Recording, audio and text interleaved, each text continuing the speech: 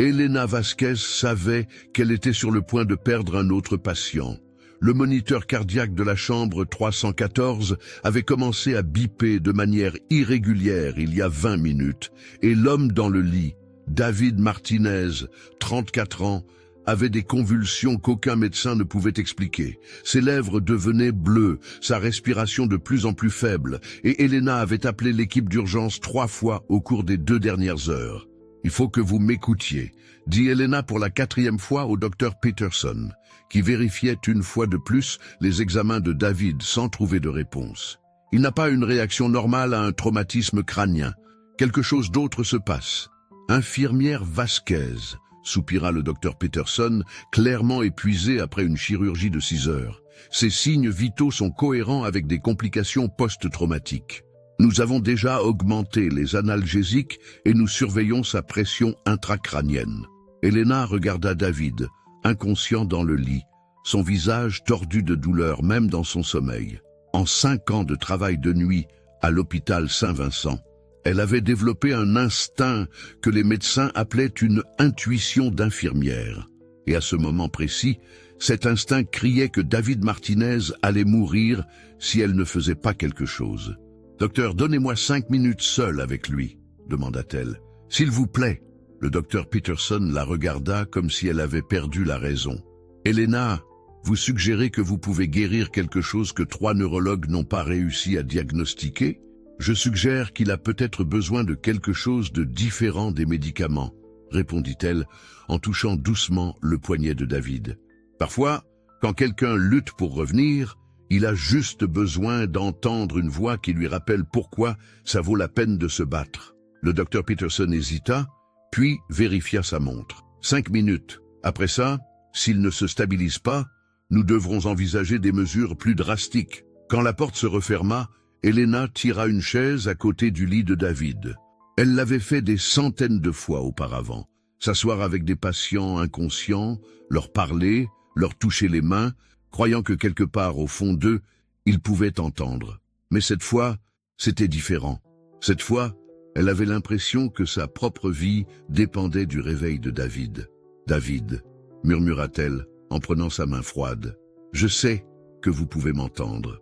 Je sais que vous vous battez pour revenir, mais il faut que vous vous battiez un peu plus fort. » C'est alors que David ouvrit les yeux pour la première fois en 3 jours, la regarda droit dans les yeux et murmura un seul mot qui allait changer leurs 2 vies pour toujours. « Aidez-moi ». Elena avait délibérément choisi le service de nuit. 5 ans auparavant, quand la vie avait encore un sens, elle travaillait de jour dans le même hôpital.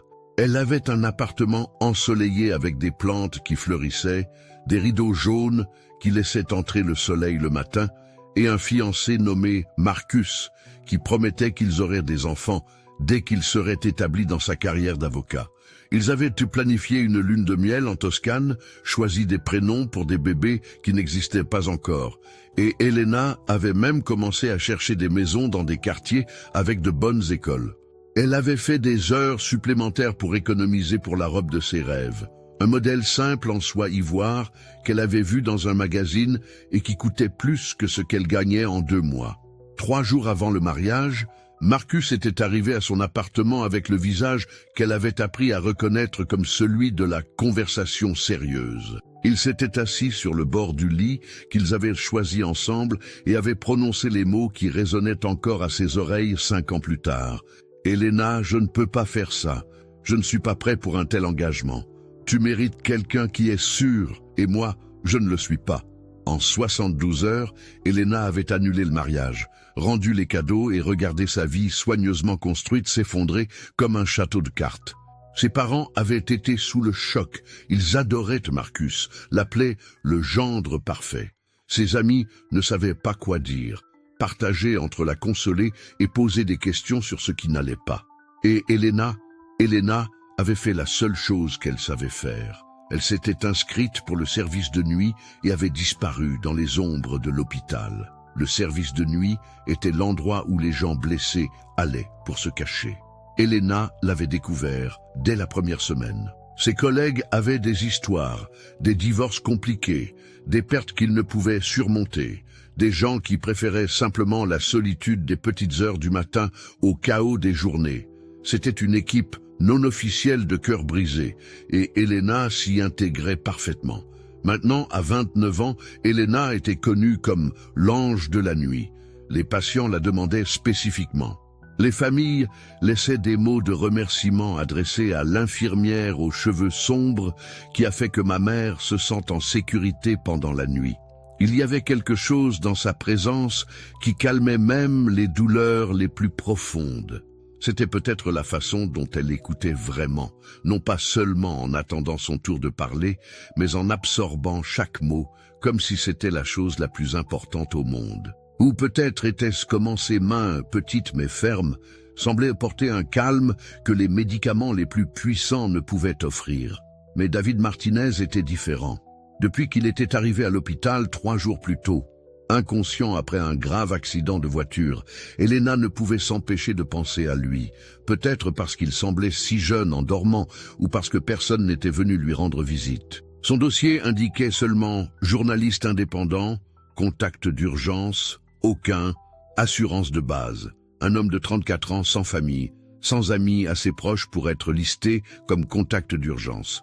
Elena reconnaissait la solitude parce qu'elle la vivait. Au cours des 3 dernières nuits, elle avait passé plus de temps dans la chambre 314, vérifiant David plus souvent que nécessaire, ajustant les oreillers, lui parlant de sa journée même en sachant qu'il ne pouvait pas entendre, ou du moins, elle pensait qu'il ne le pouvait pas. « N'arrêtez pas », dit David, alors qu'Elena hésitait à la porte de sa chambre la nuit suivante.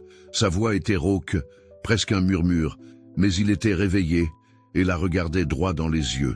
Elena faillit faire tomber le plateau de médicaments qu'elle portait. « David, vous êtes réveillé, je dois appeler le médecin. »« S'il vous plaît, » dit-il, faisant un effort visible pour parler. « Juste, restez 1 minute.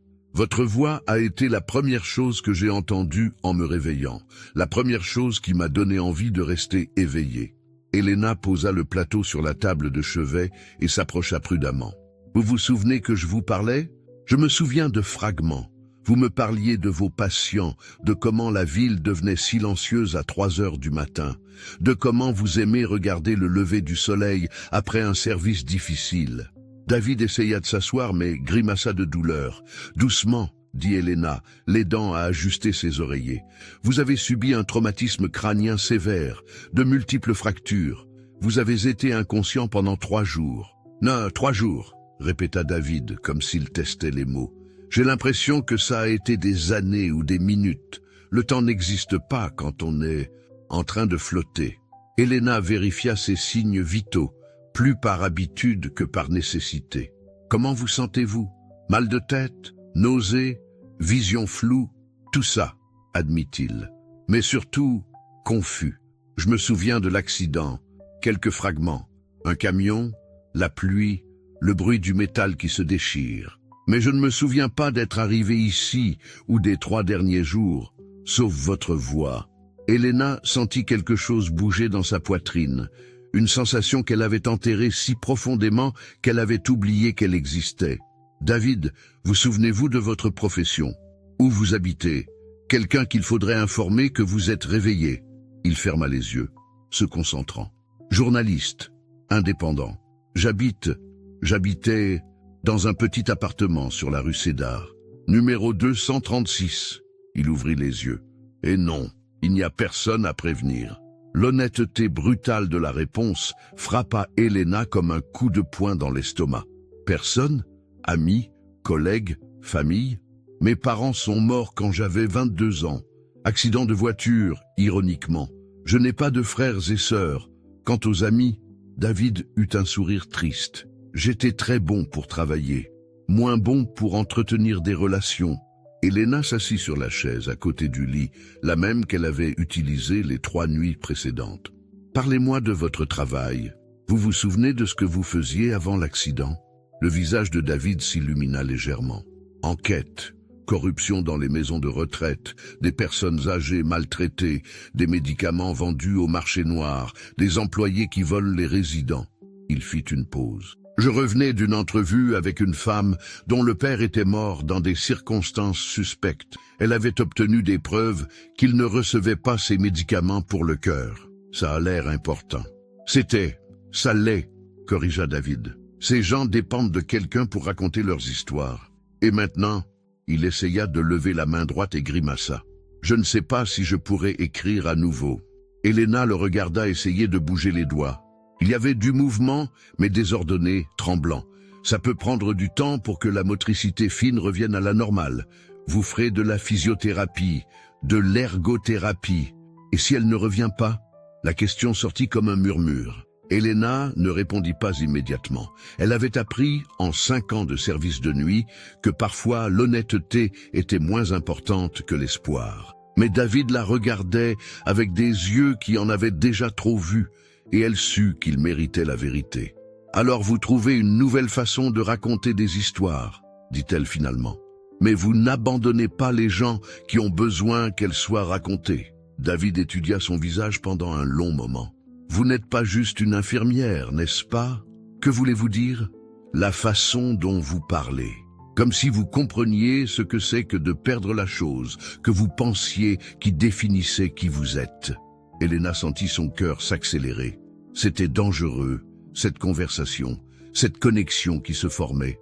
Elle avait passé 5 ans à construire des murs autour de son cœur, et cet étranger blessé trouvait des fissures dont elle ignorait l'existence. « Tout le monde perd des choses, dit-elle, essayant de garder sa voix neutre. La question est ce que vous construisez à la place. Et qu'avez-vous construit ?» Elena regarda autour de la chambre d'hôpital avec ses murs beige délavés et l'odeur perpétuelle de désinfectant. « Une vie qui ne fait pas mal, dit-elle honnêtement. Est-ce la même chose qu'une vie qui vaut la peine d'être vécue? » La question resta en suspens entre eux. Avant qu'Elena ne puisse répondre, la porte s'ouvrit et le docteur Peterson entra, clairement surpris de trouver David réveillé. « Monsieur Martinez, quel soulagement de vous voir conscient. Comment vous sentez-vous » Elena se leva rapidement, reprenant son mode professionnel. Signes vitaux stables. Il signale un mal de tête, une coordination motrice compromise dans la main droite, mais il est lucide et réactif. Excellent. Faisons quelques tests de base. Le docteur Peterson commença à examiner David, testant ses réflexes, posant des questions sur son orientation temporelle et spatiale. Elena aurait dû quitter la chambre, continuer ses autres tâches. Mais au lieu de cela, elle resta près du mur, observant David répondre aux questions, voyant la frustration dans ses yeux lorsque sa coordination échouait au test simple. Quand le docteur Peterson eut terminé, il sourit à David. « Tout bien considéré, vous vous remettez très bien.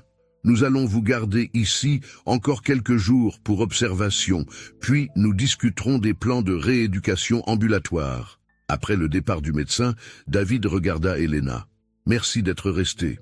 Mais c'était mon travail. » »« Non, c'était plus que du travail. Vous m'avez donné quelque chose à quoi me raccrocher quand j'étais perdu. » Il fit une pause. « Elena, c'est bien votre nom, n'est-ce pas? J'ai entendu le docteur Peterson vous appeler ainsi. » Elle hocha la tête. « Elena, puis-je vous demander quelque chose? »« Bien sûr. Continuerez-vous à venir ici ? Quand je ne serai plus votre patient, je veux dire, comme des amis. » Elena sentit cette fissure dans ses murs s'élargir un peu plus. « David, vous ne me connaissez même pas. Je sais que vous vous asseyez à côté d'étrangers inconscients et que vous leur parlez du lever du soleil. Je sais que vous avez choisi de travailler quand le monde dort parce que c'est là que les gens ont le plus besoin de soins. Je sais que vous parlez comme quelqu'un qui comprend ce que c'est de recommencer. » Il soutint son regard. « C'est plus que ce que je sais sur la plupart des gens. » Elena regarda cet homme qui était arrivé dans sa vie inconscient et brisé, et qui demandait maintenant quelque chose qu'elle ne savait pas si elle était prête à donner. Une chance de le connaître, de vraiment le connaître, en dehors des murs sécurisants de l'hôpital. Ça pourrait être dangereux, dit-elle finalement. Quoi? Laisser quelqu'un entrer, faire confiance à nouveau, croire que peut-être, cette fois, la personne pourrait rester. David hocha lentement la tête. Ça pourrait l'être. Mais, Elena, pensez-vous qu'une vie sans risque est vraiment une vie? C'était la deuxième question difficile qu'il lui avait posée en une soirée. Et pour la deuxième fois, Elena n'avait pas de réponse. Au cours des 2 semaines suivantes, alors que David restait à l'hôpital, une routine s'installa entre eux. Elena faisait ses tournées normales, mais gardait toujours la chambre 314 pour la fin.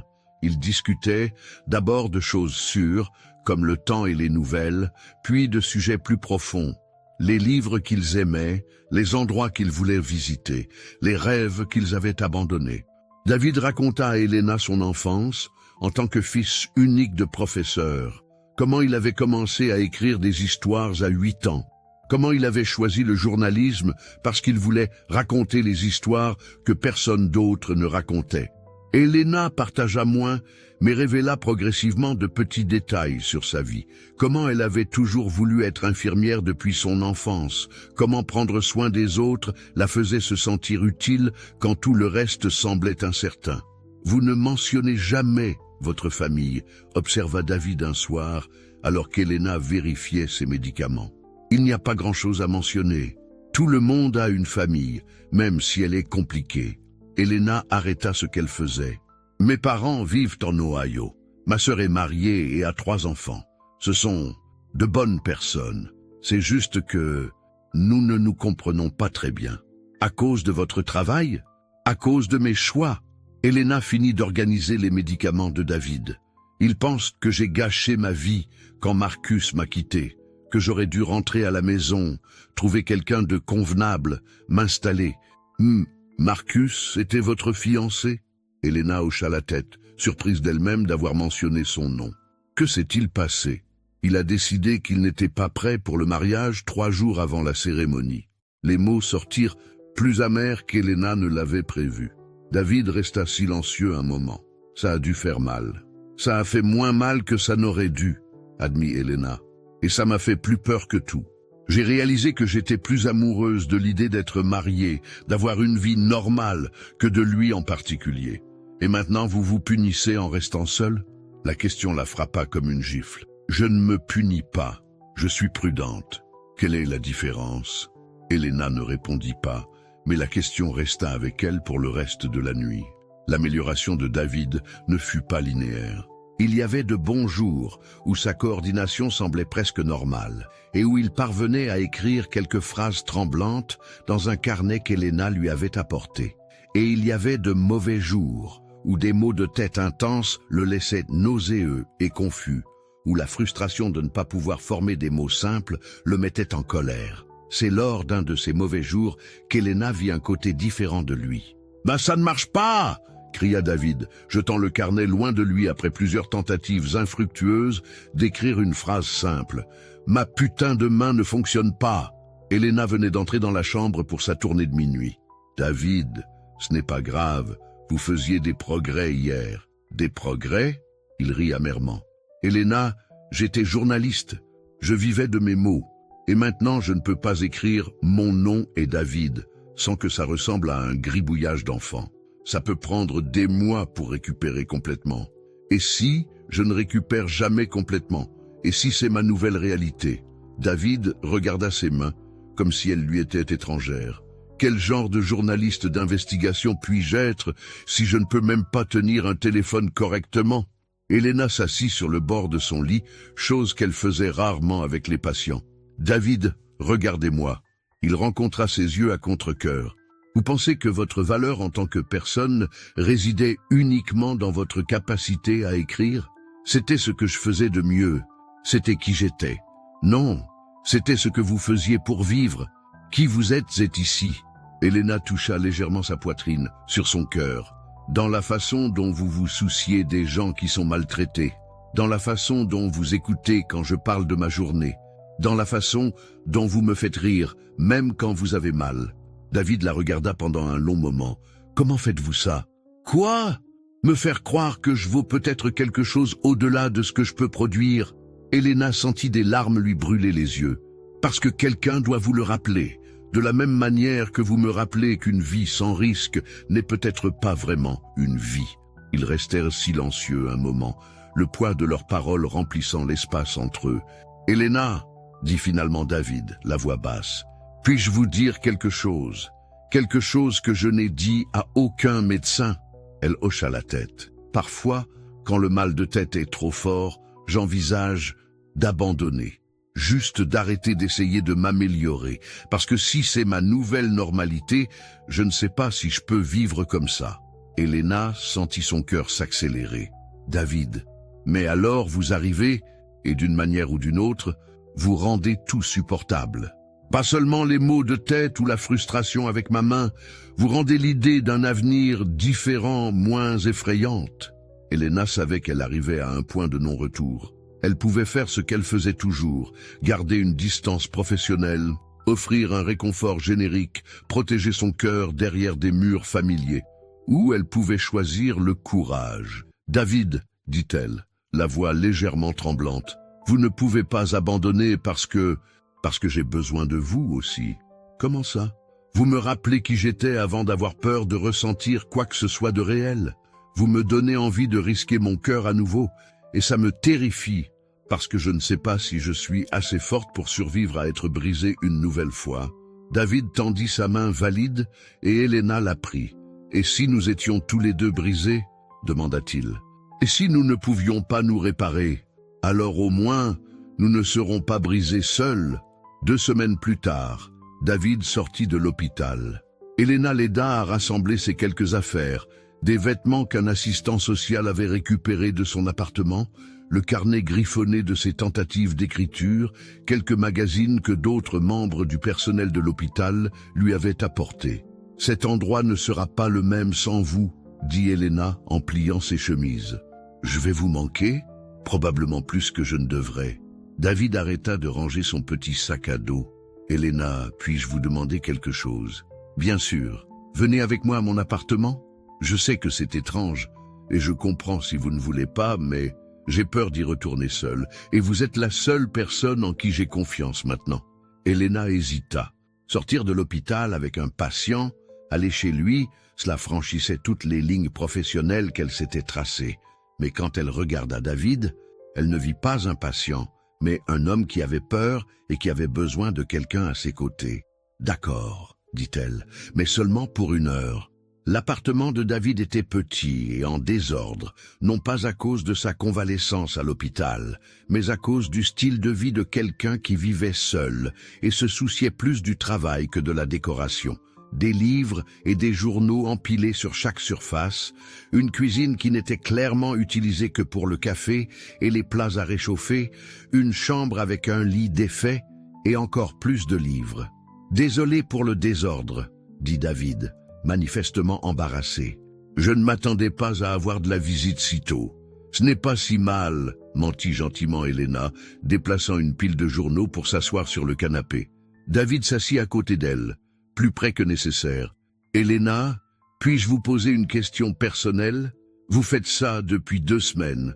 Comment est votre appartement? » La question la surprit. « Pourquoi? » « Parce que je veux imaginer où vous allez quand vous quittez l'hôpital. Je veux pouvoir vous imaginer quelque part qui ne soit pas ces couloirs. » Elena pensa à son petit appartement stérile, trop propre, trop organisé, avec peu de personnalité, à part quelques plantes qu'elle arrivait à garder en vie et des photos de famille qu'elle regardait rarement. « Il est calme, » dit-elle finalement. « Très calme, parfois trop calme. Vous vous sentez seule, constamment. » L'aveu sortit avant qu'elle ne puisse le retenir. David la regarda avec une expression qu'elle ne put déchiffrer. « Puis-je vous confier un secret ?» Elle hocha la tête. « Je revenais d'une entrevue le soir de l'accident, mais ce n'était pas seulement ça. J'avais passé toute la journée à penser à quel point ma vie était vide, à comment j'avais construit une carrière, mais oublié de construire une vie. » Il fit une pause. « Et puis je me suis réveillé à l'hôpital et la première voix que j'ai entendue était la vôtre. Et j'ai pensé... Peut-être que c'est une seconde chance, pas seulement pour me remettre physiquement, mais pour faire les choses différemment cette fois. » Faire quoi différemment? Laisser quelqu'un entrer, arrêter d'avoir si peur d'avoir besoin de quelqu'un d'autre. Elena sentit des larmes lui brûler les yeux. « David, je sais que nous nous sommes rencontrés dans des circonstances étranges. Je sais que vous avez tout à fait le droit d'avoir peur après ce qui s'est passé avec Marcus. Mais Elena... J'aimerais avoir la chance de vous connaître vraiment, en dehors de l'hôpital, comme le font les gens normaux. » Elena regarda autour de l'appartement en désordre de David, puis ses mains encore tremblantes, puis ses yeux qui demandèrent quelque chose qu'elle avait juré de ne plus jamais donner. Une chance. Une chance pourquoi, exactement? Demanda-t-elle. Pour découvrir si ce que je ressens pour vous est réel ou si c'est juste de la gratitude. Pour découvrir si vous ressentez quelque chose pour moi au-delà de la compassion professionnelle. Il prit sa main avec sa main valide. Pour découvrir si deux personnes brisées peuvent s'aider à guérir. Helena regarda leurs mains jointes. La sienne tremblait encore légèrement, mais elle était chaude, et elle se sentait juste d'une manière qui l'effrayait. « D'accord », murmura-t-elle. « D'accord ? Une chance. Mais doucement, David. Je ne sais pas comment faire ça, faire confiance à quelqu'un à nouveau. » Il sourit, le premier vrai sourire heureux qu'elle lui avait vu. « Je ne sais pas comment faire ça non plus. On peut découvrir ensemble. » Une semaine après la sortie de David, ils se sont retrouvés pour un café. Helena est arrivée avec 15 minutes de retard parce qu'elle avait changé de tenue 3 fois. Et David est arrivé avec 15 minutes d'avance parce qu'il était trop nerveux pour rester à la maison. « Vous avez l'air différente en dehors de l'hôpital », dit David quand elle s'assit à la petite table du café qu'il avait choisi. Un endroit calme, avec peu de monde, compte tenu de ses maux de tête encore fréquents. « Plus humaine ?» plaisanta Helena, mais il y avait une part de vérité dans la blague. Plus accessible. Ils commandèrent du café et des sandwichs qu'ils touchèrent à peine, trop occupés à parler. En dehors de l'environnement hospitalier, leur conversation se déroulait différemment. David parla de sa thérapie physique, de comment il réapprenait lentement à taper, de petites victoires comme réussir à écrire son nom de manière lisible.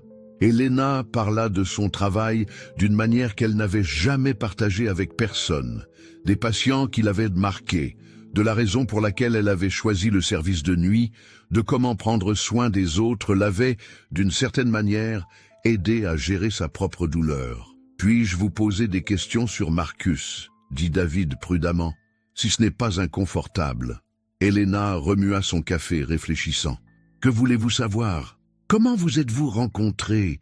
Comment était votre relation? » Nous nous sommes rencontrés à l'université. Il étudiait le droit, moi les soins infirmiers. C'était facile, confortable. Il était ambitieux, j'étais stable. Nous semblions correspondre au rôle. Mais vous vous aimiez? Helena y réfléchit longuement. Je pensais que oui, mais avec le recul, je pense que j'aimais l'idée de lui, la sécurité qu'il représentait. La vie que nous planifierions ensemble. Elle regarda David. Ce n'était pas le genre d'amour qui vous donne envie d'être une meilleure version de vous-même.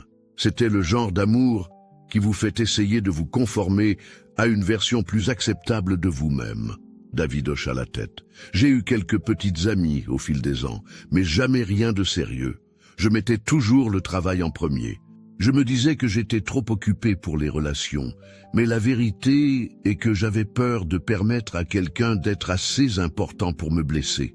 Et maintenant, j'ai réalisé que la douleur d'être seul est pire que le risque d'être blessé par quelqu'un que l'on aime. Ils se regardèrent à travers la table et Helena sentit quelque chose bouger dans sa poitrine. Pas seulement une attirance physique, bien qu'elle existât, mais quelque chose de plus profond. Une reconnaissance. Comme si elle regardait quelqu'un qui comprenait des parties d'elle qu'elle montrait rarement. « David », dit-elle finalement, « ça me fait peur. »« Quoi ? La façon dont vous me regardez, comme si vous pouviez voir à travers tous les murs que j'ai construits, comme si vous aimiez ce que vous voyiez. J'aime, beaucoup, même en sachant que je suis compliqué, que j'ai des problèmes de confiance, que je travaille de nuit pour éviter une véritable intimité. » David sourit.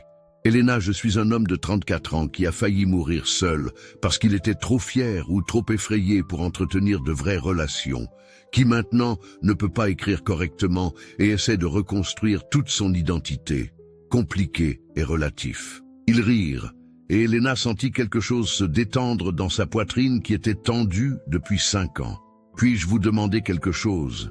dit David, sa voix plus sérieuse maintenant. « Bien sûr. Puis-je vous revoir ? Pas comme un patient et une infirmière, mais comme 2 personnes qui veulent de mieux se connaître ?» Helena regarda ses mains, puis de nouveau vers lui. « Oui, mais David, nous devons y aller doucement. Je ne sais pas comment faire ça sans me protéger. » Alors apprenez-moi comment vous avez besoin d'être aimé, dit-il simplement. Et je vous apprendrai comment j'en ai besoin aussi.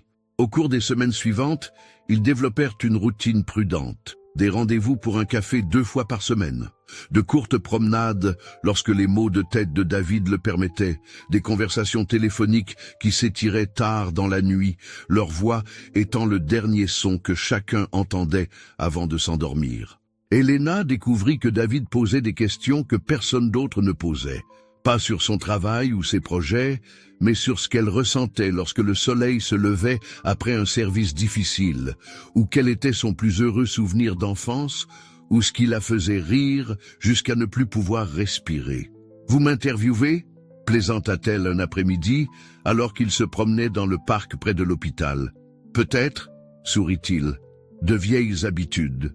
Mais c'est que vous parlez tout le temps des autres, et jamais de vous-même. Il n'y a pas grand-chose à dire. » David s'arrêta de marcher. « Helena, vous consacrez votre vie à prendre soin des gens dans leurs moments les plus vulnérables. Vous avez choisi le service le plus solitaire de l'hôpital pour pouvoir accorder une réelle attention aux patients quand ils en ont le plus besoin. Vous gardez des plantes en vie et vous vous souvenez du nom de chaque personne qui travaille à l'hôpital, des médecins au personnel de nettoyage. Comment cela n'est-il pas une histoire incroyable ?» Helena s'assit sur un banc voisin. « Parce que je ne me sens pas incroyable, je me sens comme quelqu'un qui se cache. De quoi ? D'être blessé à nouveau, de faire confiance à nouveau, de vivre à nouveau. » David s'assit à côté d'elle. « Puis-je vous confier un secret ? » « Bien sûr. Je me cache aussi. Avant l'accident, j'étais tellement accro au travail que j'ai oublié comment avoir de vraies relations. Quand ma dernière petite amie m'a quitté il y a 2 ans, ça n'a même pas fait aussi mal que ça aurait dû. Et ça m'a fait plus peur que tout. » Helena le regarda. « Vous étiez amoureux d'elle ? » « Je pensais que oui. Mais avec le recul, je pense que j'étais amoureux de sa commodité. Elle n'exigeait pas grand-chose de moi, émotionnellement, parce que je travaillais toujours. C'était facile. Et maintenant ? Maintenant, je réapprends à être présent, à vraiment écouter, à ressentir. » Ils restèrent silencieux, regardant les enfants jouer dans l'aire de jeu voisine. « Helena, » dit finalement David, « vous m'avez sauvé à l'hôpital. Pas seulement médicalement, mais d'une manière dont je ne savais même pas que j'avais besoin d'être sauvé. Vous aviez juste besoin de quelqu'un pour écouter. Non, j'avais besoin de quelqu'un qui comprenait ce que c'était que de devoir se reconstruire à partir de zéro. Quelqu'un qui savait ce que c'est quand votre vie précédente disparaît tout simplement. » Helena sentit des larmes lui brûler les yeux. « Et si nous n'y arrivons pas ? Si nous ne sommes que 2 personnes brisées, essayant de se réparer ensemble ? Alors au moins, nous ne serons pas brisés seuls. » Cette nuit-là, Helena termina son service et pour la première fois en 5 ans, elle n'eut pas envie de rentrer directement chez elle. Elle voulait appeler David, partager les petites victoires et les tristesses de son service. Elle voulait que quelqu'un sache qu'elle existait au-delà des murs de cet hôpital. Quand elle arriva chez elle, il y avait un message de lui. « J'ai réussi à écrire 500 mots aujourd'hui. Sur une infirmière qui m'a appris que guérir, ce n'est pas redevenir qui vous étiez, mais découvrir qui vous pouvez devenir. Merci de m'avoir appris ça. Bonne nuit, Helena. » Elle serra le téléphone contre sa poitrine et, pour la première fois depuis des années, elle sourit avant de s'endormir. 2 mois après que David ait quitté l'hôpital, il a obtenu son premier article en freelance depuis l'accident. Ce n'était pas une enquête, c'était un portrait de professionnel de la santé qui travaillait de nuit. Helena fut sa première interview, mais aussi l'inspiration pour l'ensemble de l'article. « Vous êtes sûr de vouloir faire ça ?» demanda Helena, alors qu'il se préparait pour l'interview formelle dans son appartement, qui était considérablement plus ordonné depuis qu'elle avait commencé à lui rendre visite. « Utiliser notre histoire ? Notre histoire parle de seconde chance, » dit David, ajustant l'enregistreur avec des mains qui tremblaient encore légèrement, mais fonctionnaient beaucoup mieux. Sur la façon dont parfois les pires choses qui nous arrivent nous amènent exactement là où nous devons être. L'interview fut différente de toutes les conversations qu'ils avaient eues. David posa des questions qui la firent réfléchir à la raison pour laquelle elle avait vraiment choisi les soins infirmiers, à ce qu'elle avait appris dans les couloirs silencieux de l'hôpital, à la façon dont prendre soin des autres l'avait, d'une certaine manière, guérie aussi. Diriez-vous que vous avez choisi le service de nuit pour fuir la vie ou pour la trouver? Demanda David. Elena réfléchit attentivement. Au début, certainement pour fuir, mais maintenant, je pense que c'était pour trouver la version de moi-même qui pouvait aider les autres quand ils en avaient le plus besoin, même si cela signifiait me cacher de ce dont j'avais besoin. Et de quoi aviez-vous besoin? J'avais besoin d'apprendre qu'être vulnérable n'est pas la même chose qu'être faible, que laisser quelqu'un me connaître vraiment n'est pas la même chose que de me perdre. David éteignit l'enregistreur et se pencha en avant. Elena, puis-je vous demander quelque chose hors micro? Bien sûr. Qu'avez-vous appris sur l'amour? Elena fit une pause. Ils n'avaient jamais utilisé ce mot entre eux, bien qu'elle sût que c'était ce qui grandissait entre eux. Lent, prudent, mais indiscutable. J'ai appris que le véritable amour ne consiste pas à trouver quelqu'un qui vous complète, dit-elle finalement. Il s'agit de trouver quelqu'un qui vous accepte pendant que vous vous complétez vous-même. Quelqu'un qui vous voit vraiment et choisit de rester. David mit l'enregistreur de côté et prit ses mains. Elena, je t'aime. Les mots restèrent en suspens dans l'air entre eux. Elena sentit son cœur s'accélérer, non pas de peur mais de reconnaissance, comme si une partie d'elle qui était endormie depuis 5 ans se réveillait enfin. Je t'aime aussi, murmura-t-elle, et ça me fait peur. Pourquoi? Parce que cette fois, j'ai vraiment quelque chose à perdre. David se pencha plus près, leurs fronts se touchant presque. Alors, nous ferons très attention l'un à l'autre. Quand ils s'embrassèrent, leur premier vrai baiser, pas le baiser hésitant qu'ils avaient partagé 2 semaines plus tôt, Elena eut l'impression de rentrer enfin à la maison. Pas dans un lieu, mais en une personne. L'article de David fut publié 6 semaines plus tard dans un magazine de santé nationale. Elena le lut seule dans son appartement, pleurant en reconnaissant sa propre histoire racontée à travers ses mots. Mais ce n'était pas seulement à son sujet. C'était sur tous les professionnels de la santé de nuit qu'il avait interviewés, sur la communauté invisible de personnes qui prenaient soin quand le monde dormait. L'article devint viral. Elena se retrouva soudain à recevoir des emails d'infirmières du monde entier, partageant leurs propres histoires sur la recherche de sens dans les services les plus silencieux. Une chaîne de télévision la contacta pour une interview. Un hôpital de Boston lui proposa de diriger un nouveau programme de soins de nuit. « Vous avez créé quelque chose d'important », dit-elle à David, lorsqu'ils se retrouvèrent ce soir-là dans son appartement, qui était devenu un second foyer pour elle. « Nous avons créé », corrigea-t-il, la prenant dans ses bras sur le canapé qu'ils avaient choisi ensemble la semaine précédente. « Ton histoire m'a donné le langage pour raconter à nouveau des histoires qui comptent. » Ils étaient dans la cuisine d'Elena, cuisinant ensemble pour la première fois. David réapprenait lentement les tâches qui exigeaient une motricité fine, et Elena réapprenait lentement à partager son espace avec une autre personne. « David, dit-elle en coupant des légumes, puis-je te demander quelque chose? Toujours. Est-ce que celui que tu étais avant te manque? Le journaliste qui pouvait écrire des enquêtes complexes sans y penser à 2 fois? » David fit une pause, remuant la sauce qu'il préparait. Une recette que sa mère lui avait apprise des années auparavant et qu'il n'avait jamais faite pour personne. Parfois. Mais ensuite je me souviens que ce journaliste ne se serait jamais arrêté pour vraiment te connaître. Il t'aurait traité comme une source, pas comme une personne. Et maintenant je comprends que les meilleures histoires ne portent pas sur de grands événements dramatiques. Elles portent sur de petits moments qui changent tout. Comme une infirmière qui décide de s'asseoir et d'écouter un patient qui refusait de parler. Elena s'approcha de lui. Ou comme un journaliste blessé qui décide de faire confiance à quelqu'un qui prenait soin de lui. Exactement. Ils s'embrassèrent là, dans la cuisine, entourés par l'arôme d'ail et d'origan, et Elena pensa que c'était peut-être ça, la vraie définition du foyer. Non pas un lieu, mais une personne avec qui on pouvait être complètement soi-même. Tout ne fut pas facile. David avait encore des jours difficiles, où sa coordination lui faisait défaut, ou où la frustration de ne pas pouvoir écrire comme avant le consumait. Elena luttait encore avec sa tendance à se replier sur elle-même, lorsque les choses devenaient trop intenses émotionnellement. Leur première vraie dispute a eu lieu 4 mois après le début de leur relation.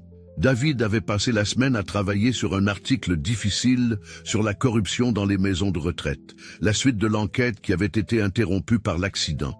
Il se poussait au-delà de ses limites, travaillant tard, sautant des repas, ignorant les maux de tête. Elena avait essayé de lui suggérer de se reposer, mais il n'avait pas écouté. « Tu ne comprends pas », explosa-t-il un soir, quand elle suggéra qu'il annule une échéance. « Je dois prouver que je peux encore le faire. » « À qui ?» rétorqua Elena. « À toi ou à la personne que tu étais?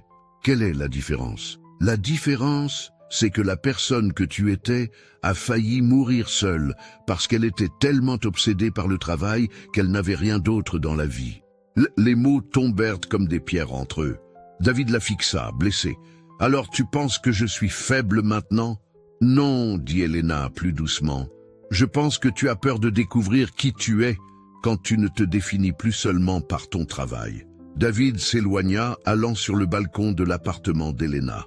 Elle le suivit quelques minutes plus tard. « J'ai peur, » admit-il sans la regarder. « J'ai peur que si je ne suis pas le journaliste brillant et obsédé que j'étais, tu te rendes compte qu'il n'y a rien d'intéressant en moi. » Elena s'assit à côté de lui sur la chaise en osier qu'elle avait achetée spécifiquement parce qu'il aimait s'y asseoir et observer la ville. « David, tu penses que je suis tombée amoureuse de toi à cause de tes articles? Je ne sais pas pourquoi tu es tombée amoureuse de moi. Je suis tombée amoureuse de toi parce que tu poses des questions qui me font voir les choses différemment sur moi-même. Parce que tu écoutes d'une manière qui me fait me sentir vue. Parce que tu es gentil avec les patients âgés quand tu visites l'hôpital. Et que tu te souviens de demander des nouvelles de ma grand-mère, même quand tu as mal à la tête. » Elle prit sa main. « Je suis tombée amoureuse de l'homme que tu es devenu, pas de ce que tu as perdu. » Ils restèrent silencieux pendant un long moment, le bruit de la circulation de la ville créant une bande-son familière à leurs vies entrelacées. « Et j'ai peur aussi, » continua Elena. « J'ai peur que tu te rendes compte que je ne suis qu'une infirmière qui travaille la nuit pour fuir la vraie vie. Elena, tu sauves des vies, littéralement. Et au figuré, tu as au moins sauvé la mienne. Et tu racontes des histoires qui changent la façon dont les gens voient le monde. Nous sommes 2 personnes qui ont trouvé un but en aidant les autres. Je ne vois pas pourquoi nous devrions en avoir honte. » Cette nuit-là, ils ont parlé jusqu'à l'aube de leurs peurs, de leurs attentes et de la manière de construire quelque chose ensemble sans perdre qui ils étaient individuellement. « Je ne veux pas que tu changes pour me rendre heureuse, » a dit Elena alors que le premier rayon de soleil commençait à poindre à l'horizon. « Je veux que tu sois la meilleure version de toi-même. Et si cela signifie travailler dur sur des histoires importantes, alors je te soutiendrai. Je ne veux juste pas que tu te perdes dans le processus. Et je ne veux pas que tu te caches de moi quand les choses deviennent difficiles, » a répondu David. « Je veux que tu me fasses assez confiance pour me laisser t'aider quand tu as du mal. » Et c'était un pacte, un engagement à être honnête l'un envers l'autre même quand l'honnêteté était inconfortable. Elena terminait son service à l'hôpital quand David est apparu, comme il le faisait plusieurs fois par mois. Ce n'était pas inhabituel.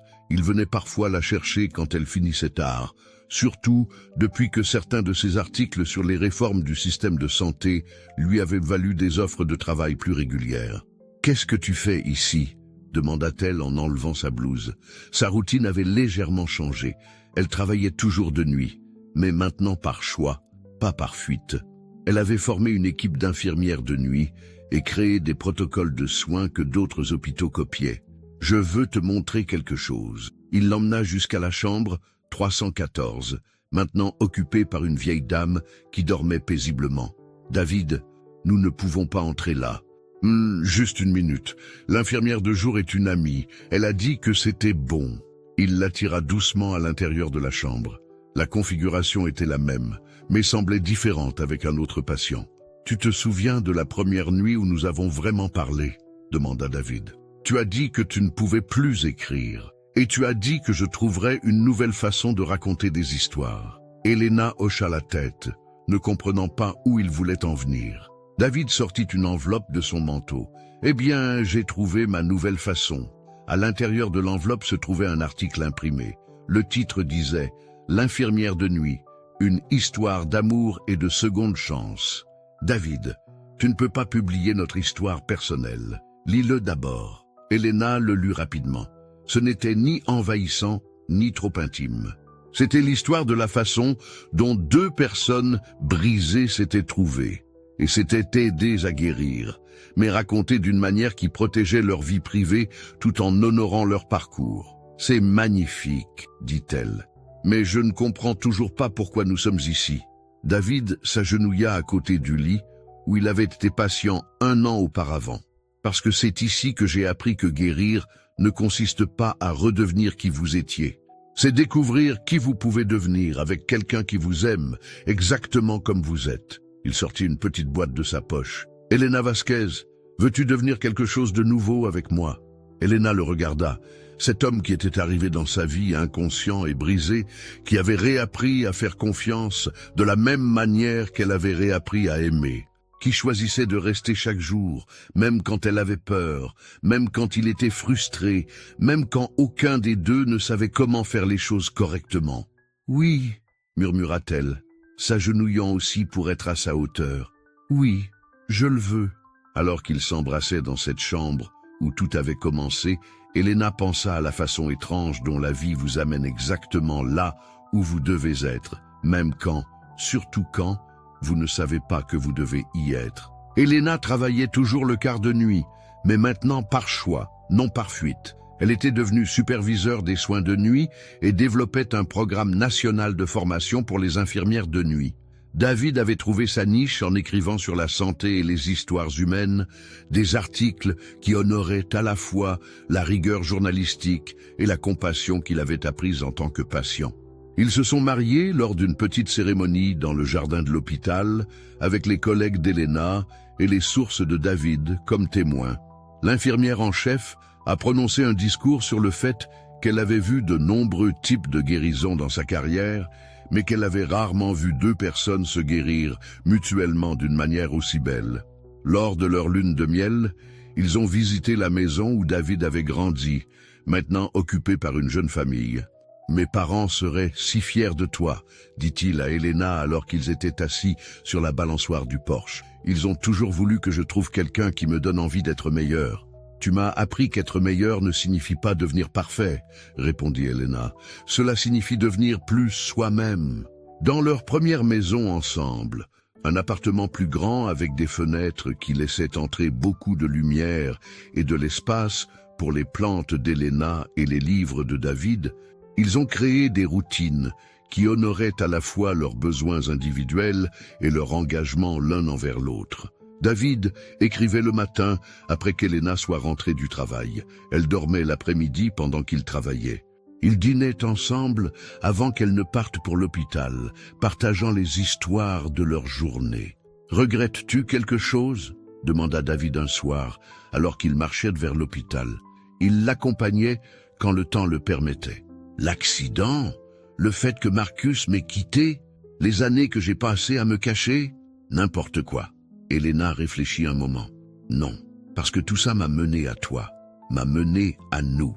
Même les moments difficiles, surtout les moments difficiles, ils m'ont appris que survivre n'est pas suffisant, que vivre vraiment signifie être prête à être blessé à nouveau, parce que l'alternative est de ne jamais être vraiment guéri. » David s'arrêta de marcher et la prit dans ses bras au milieu du trottoir. « Je t'aime, Elena Martinez, » dit-il, utilisant son nom de femme mariée pour la première fois. « Merci de m'avoir appris que recommencer n'est pas une défaite, c'est une victoire. Merci de m'avoir appris qu'aimer quelqu'un ne signifie pas se perdre soi-même, cela signifie trouver la meilleure version de qui tu as toujours été. » Ils s'embrassèrent alors que la ville se préparait pour la nuit, et Elena sut que c'était l'histoire qu'elle avait toujours été destinée à vivre.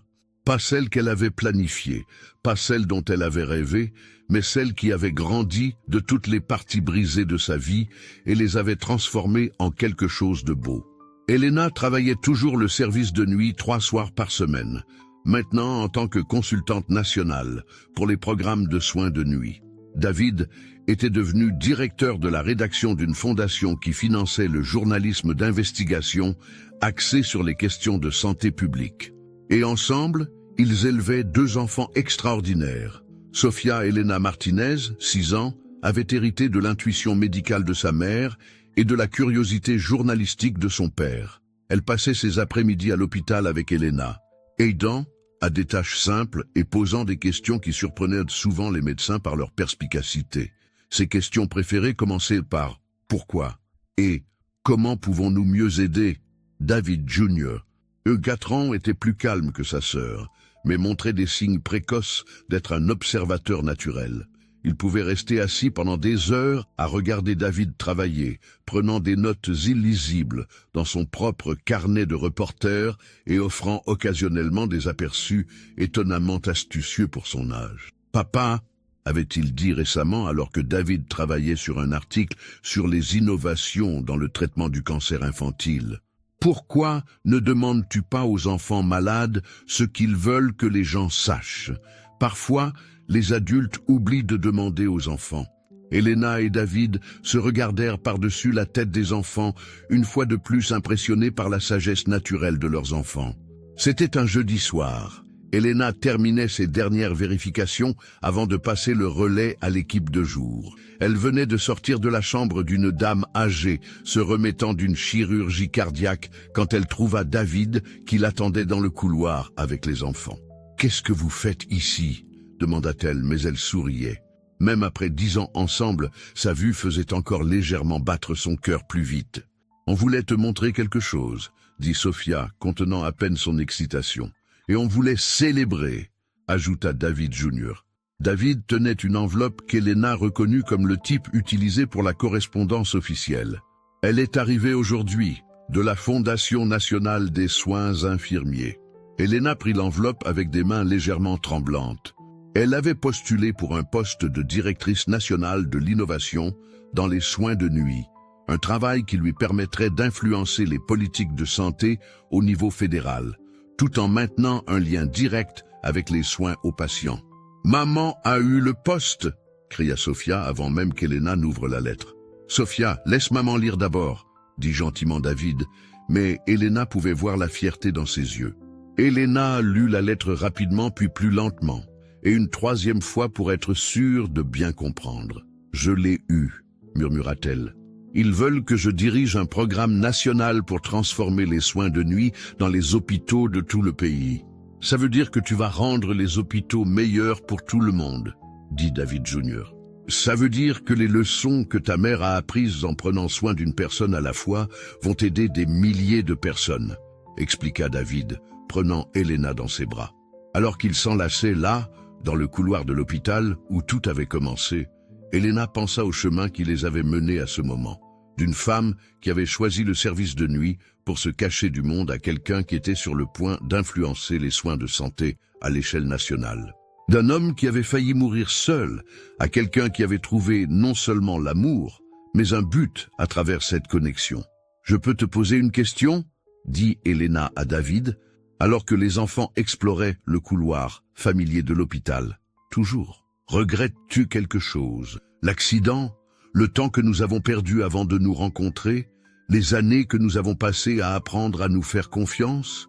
David réfléchit attentivement avant de répondre, comme il le faisait toujours pour les questions importantes. « Non, parce que chaque moment difficile, l'accident, ta relation avec Marcus, mes années de solitude, même notre première dispute, nous a amenés ici.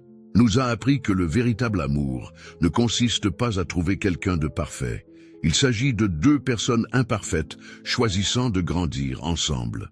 Et maintenant, nous avons l'opportunité d'enseigner à nos enfants que les secondes chances sont réelles, qu'il est possible de construire une vie qui honore à la fois vos blessures et votre guérison, que parfois les meilleures choses poussent exactement là où vous pensiez que plus rien ne pourrait fleurir. Sofia courut vers eux, tenant un dessin qu'elle avait fait au dos d'une de ses feuilles de devoir. « C'est notre famille, » expliqua-t-elle, montrant 4 bonshommes allumettes devant ce qui était clairement l'hôpital. Tu vois, maman aide les gens à se sentir mieux, papa raconte des histoires importantes, et David Jr. et moi, on apprend comment rendre le monde meilleur aussi. Elena regarda le dessin, techniquement simple mais émotionnellement parfait, et réalisa que c'était exactement ce qu'ils avaient construit ensemble. Pas seulement un mariage ou une famille, mais un héritage. Une preuve que la guérison est possible, que l'amour peut fleurir même dans les endroits les plus inattendus, et que parfois perdre tout est exactement ce dont vous avez besoin pour trouver tout ce qui compte vraiment. Cette nuit-là, après que les enfants se soient endormis et qu'elle et David soient assis dans leur cuisine à partager une bouteille de vin pour célébrer son nouveau poste, Elena fit une observation. « Tu sais quelle est la meilleure partie de notre histoire? Raconte-moi. » Ce n'est pas que nous avons vécu heureux pour toujours, c'est que nous avons appris à être heureux dans le processus de vivre. Comment trouver la joie non seulement dans la destination, mais dans le voyage? David leva son verre. Aux voyages qui nous apprennent à mieux aimer, aux accidents qui se transforment en bénédictions, aux conversations de fin de nuit qui changent tout, à trouver un foyer, non pas dans un lieu, mais en une personne, ajouta Elena. À prouver que parfois, les personnes blessées deviennent les meilleurs guérisseurs. Me a enseigné à nos enfants qu'un amour qui vaut la peine d'être vécu est un amour pour lequel il vaut la peine de se battre, d'attendre et de grandir. Ils trinquèrent sous la douce lumière de leur cuisine, entourés des preuves d'une vie bien vécue ensemble, des dessins d'enfants sur le réfrigérateur, des livres éparpillés sur les comptoirs, des plantes s'épanouissant à chaque fenêtre et des photographies capturant des moments de pur bonheur qu'aucun des deux n'aurait cru possible des années auparavant. Quand Elena s'endormit enfin cette nuit-là, blottie dans les bras de David, comme chaque nuit depuis près d'une décennie, elle pensa à tous les patients dont elle s'était occupée au fil des ans. Des gens qui étaient arrivés brisés et effrayés, qui avaient été guéris non seulement par la médecine, mais par la connexion humaine. Elle avait appris de chacun d'eux, mais plus important encore, elle avait appris que la guérison est un cadeau que l'on offre non seulement aux autres, mais à soi-même quand on est assez courageux pour l'accepter.